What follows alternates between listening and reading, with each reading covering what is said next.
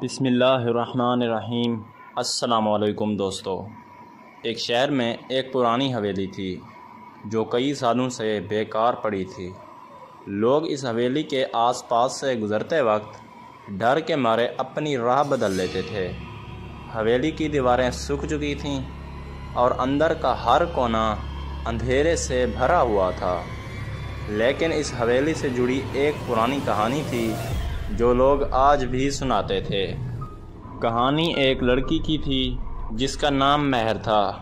وہ ایک خوبصورت اور خوشحال لڑکی تھی جسے اپنی شادی کے بعد نئی زندگی کا انتظار تھا۔ اس کے والدین نے ایک امیر اور عزت دار لڑکے سے اس کا رشتہ طے کیا تھا، لیکن جو کچھ بھی ہو رہا تھا وہ سب کچھ اتنا آسان نہیں تھا۔ ایک شام مہر نے اپنے منگیتر فاران کو حویلی کے قریب دیکھ لیا۔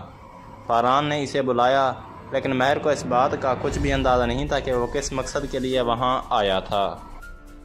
جب مہر اس حویلی تک پہنچی تو وہ دیکھتی ہے کہ فاران نے اپنی آنکھوں میں ایک عجیب سی چمک ڈال رکھی تھی۔ اس نے مہر کو کہا، یہ جگہ تمہارے لیے خاص ہے، تمہارے لیے یہاں کچھ ہے۔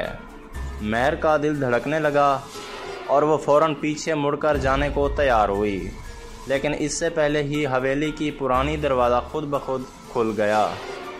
اندر سے ایک سرد ہوا کا جھونکا آیا اور ایک عجیب سی آواز سنائی دی، جیسے کوئی اس کے قریب کھڑا ہو۔ مہر، مجھے بچاؤ۔ یہ آواز ایک لڑکی کی تھی جو حویلی کے اندر سے آ رہی تھی۔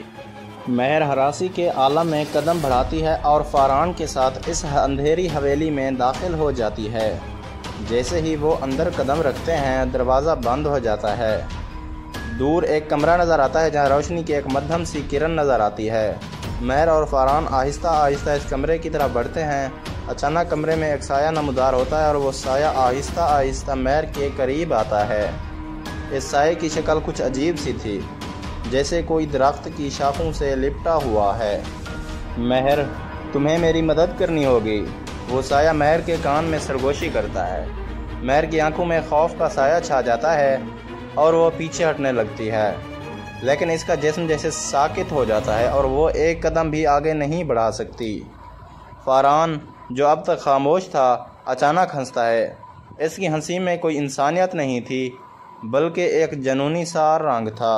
فاران، یہ کیا ہو رہا ہے؟ مہر لرزتے ہوئے پوچھتی ہے۔ یہ سب کچھ تمہارے لیے تھا مہر۔ فاران کی آواز ایک عجیب سی گونج میں بدل جاتی ہے۔ میں تمہیں ایک دوسرے جہان میں لے جا رہا ہوں، جہاں تم ہمیشہ رہو گی۔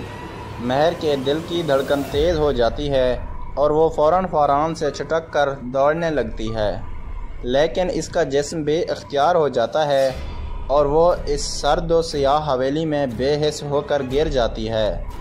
اسی وقت حویلی کی دیواروں سے ایک آواز سنائی دیتی ہے، جیسے وہ زندہ ہو۔ دیواریں ہلنے لگتی ہیں اور ایک گہری آواز میں کہا جاتا ہے، اب وہ بھی تمہارے ساتھ ہیں مہر۔ اس لمحے کے بعد حویلی ہمیشہ کے لیے خاموش ہو جاتی ہے۔ مہر کا خوف اور فاران کی حقیقت کبھی نہ ختم ہونے والی سیاہ رات میں غائب ہو جاتے ہیں۔